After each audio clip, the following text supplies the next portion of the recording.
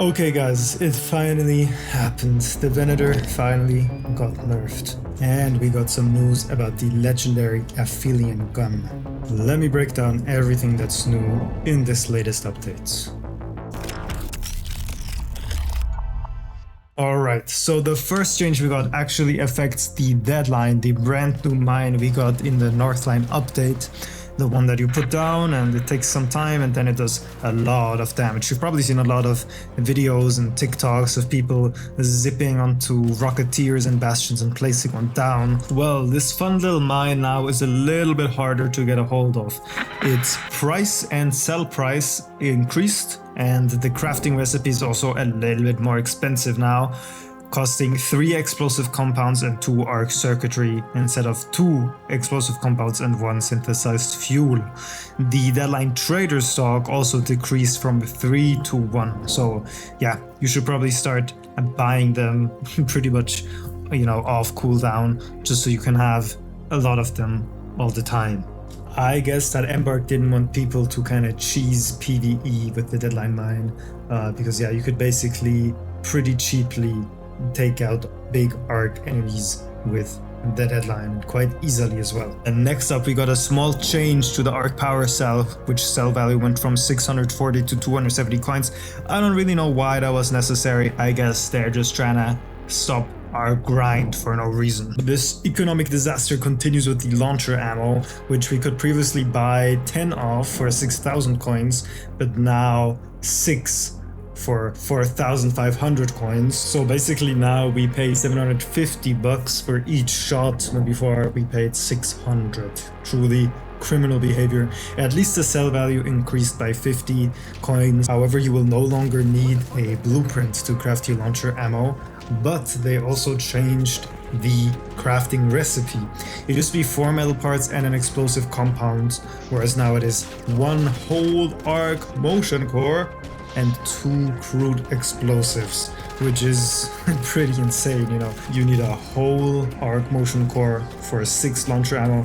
I don't know how we can afford that in this economy, but alright. But for my PvE Hullcracker enthusiasts, it gets even worse, and that is that they tweaked explosive damage. They say here in the dev note, we noticed that explosives dealt damage to more parts at once than intended, allowing weapons like the Hullcracker to kill larger drones too quickly. We've adjusted explosive damage to make it more consistent across the board, and we've rebalanced the damage of the Hullcracker to account for that change. This will require Hullcracker shots to need a bit more precision, while still dealing good damage to the targeted spot. They go on to say that explosions on larger sized enemies, for example bastions, will typically deal a bit less damage. That being said, it doesn't seem like they're really trying to nerf the Hullcracker, more that they want you to be precise with it and make the experience more consistent. So moving on now to content and bug fixes. First of all, the Shredder got a bunch of fixes and small adjustments, nothing major. The only thing that really stands out here is that its turn speed has slightly been lowered. But yeah, Barricades can now no longer be placed overlapping your character, which would prevent clipping through walls to access locked rooms. We will see about that. They also said that they fixed an issue where players could access the locked room on Control Tower without a key on Spaceport. I'm assuming they're talking about the zipline exploit, if you can call it that, because it's just basic movement where you can get into the top window of the tower. They already tried to fix that previously by kind of adding like an invisible wall that throws you off the window. I guess they made that more aggressive now. I'll have to see for myself in game. Other than that, it's just a bunch of small performance and map fixes, nothing too significant. Now, the Aphelion, the new legendary battle rifle, has finally been discovered. We now have it up on the wiki with the crafting recipe, and they did say that they made the blueprint more commonly spawn. But now we're gonna get to the part you have been waiting for, and that is the Venator Nerf. It has finally arrived, and personally I am pretty glad. I don't know, the Venator never really spoke to me personally. Of course, it's an amazing gun. You know, I liked using it because it was good, but I didn't enjoy using it. It didn't feel fun to shoot and use. I don't know. I prefer the way a lot of the other guns handle. So I'm glad it got put in its place, because it was just also annoying playing against people that were spamming it. Let's read the death note here that they wrote. They said, the fully upgraded Venator has been overperforming recently, capable of outgunning full squads using close range weapons. We're retuning the fire rate gained from upgrades to pull down the pacing a bit, while still keeping its damage and accuracy intact.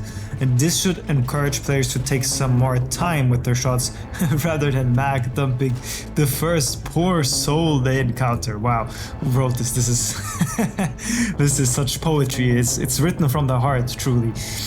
They go on to say, the community also rightfully pointed out that the weight of the Venator was inconsistent with the weight of our other pistols, so we've corrected that as well. So the fire rate went from 22, 44, 60% to 13, 26, 40%. So basically your new Venator 4 after the nerf is gonna perform a little bit worse than a Venator 3 would have performed earlier, exactly 4% slower than before. They also increased the weight from 2 to 5.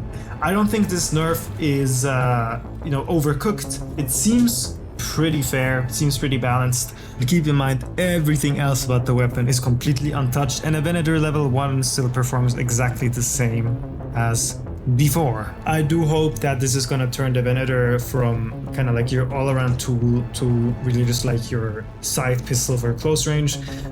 It should ultimately be something that you have in your pocket if you're going with maybe an Osprey or a Renegade to have something for close range, but it shouldn't outperform shotguns or, it shouldn't outperform rifles in mid-range combat, in my humble opinion. But yeah, there has been one more pretty massive change that you're probably gonna want to hear about though, and that has to do with your Raider Den.